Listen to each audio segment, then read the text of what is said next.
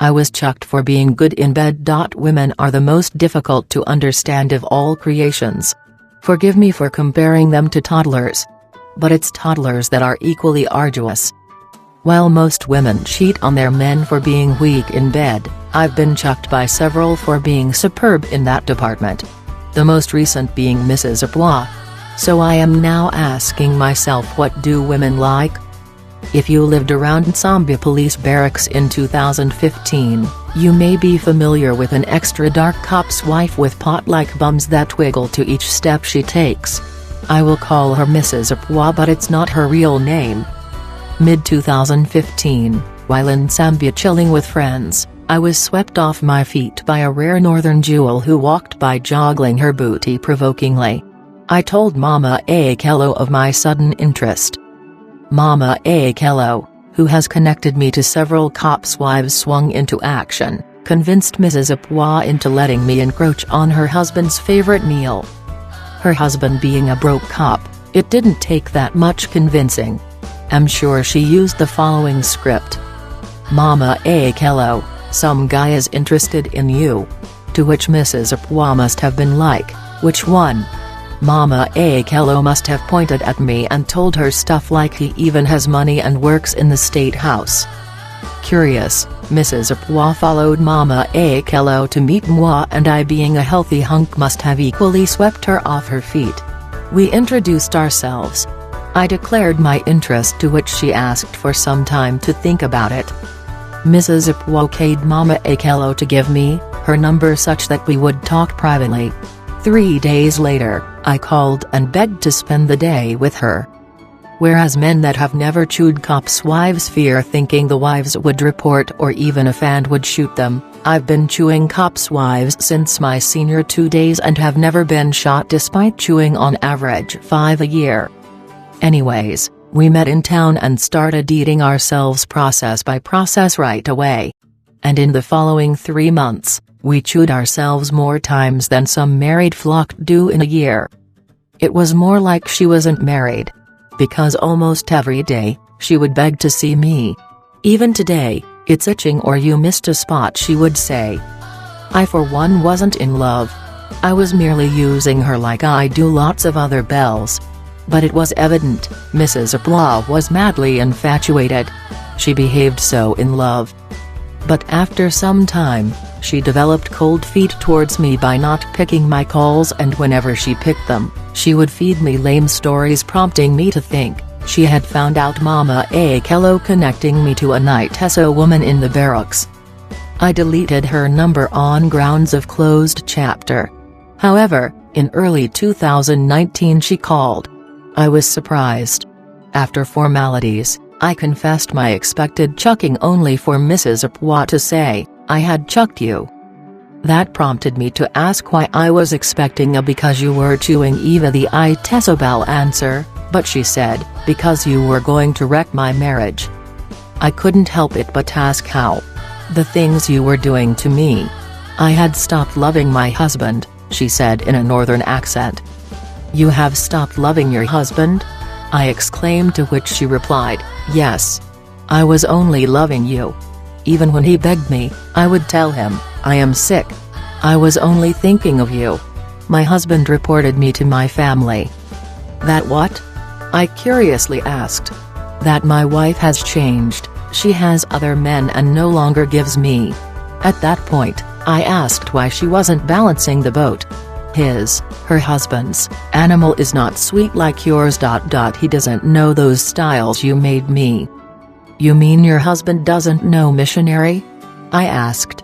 Mrs. Apua, who was speaking like possessed by a spirit, said, he knows missionary. Every man knows it. But his missionary is not delicious like yours. You even teach me that Amazon style. Hello. That style is very sweet.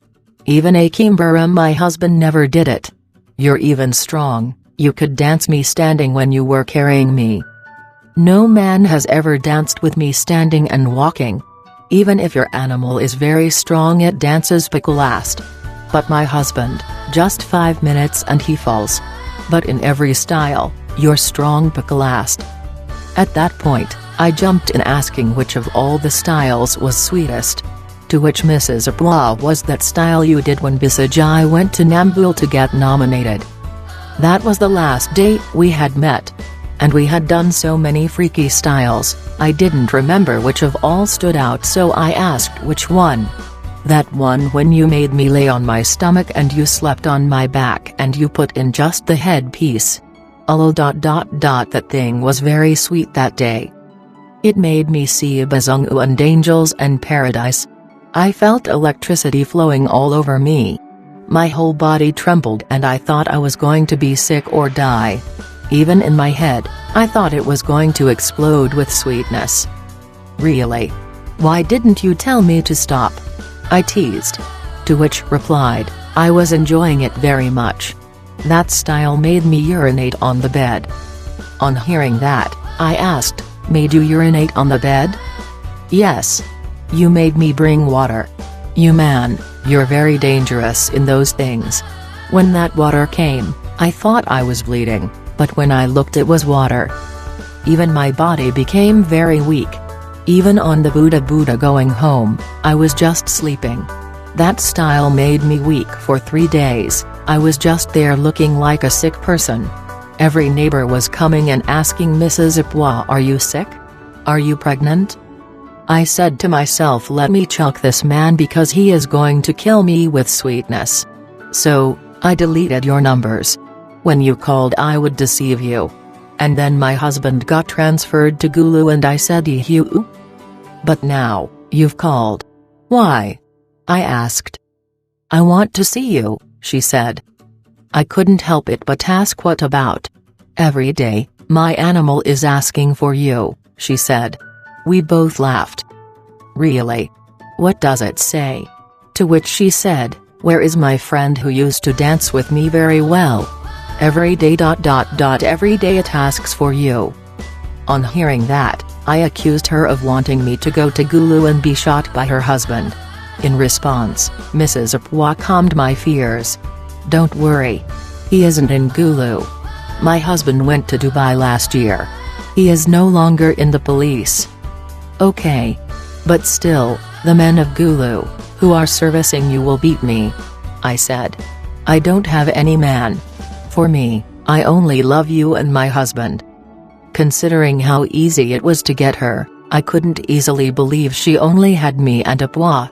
In a bid to dig for more information, I said, but you said you deleted my numbers and chucked me.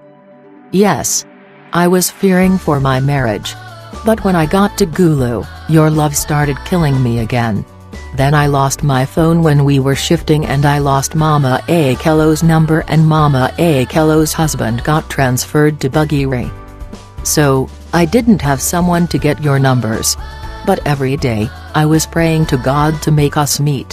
When I came shopping I would walk looking for you but I was not seeing you. Then when I went to the bank today, I saw your brother Kikanko and begged him to give me your numbers. So now, I've called to tell you, I am still loving and want to see you. Okay. I love you too. But you're in Gulu, in Kampala. How shall we meet? I tried reasoning. Only for Mrs. Apua to say if you like you come to Gulu and we go to a hotel or I come there and we go to that lodge we used to go. To hotel or our lodge and do what? I teased. Hear him asking like a young baby. Don't even ask. And you do me those sweet things. It so happened, the skewer was itching. So, I told her to come. Let me close the shop and bath and I board the bus. As I waited for Mrs. Apua, I remembered other chicks who had chucked me for being good in bed and got wondering what exactly women want. Anyways, what we did when she arrived in Kampala is a tale for another time.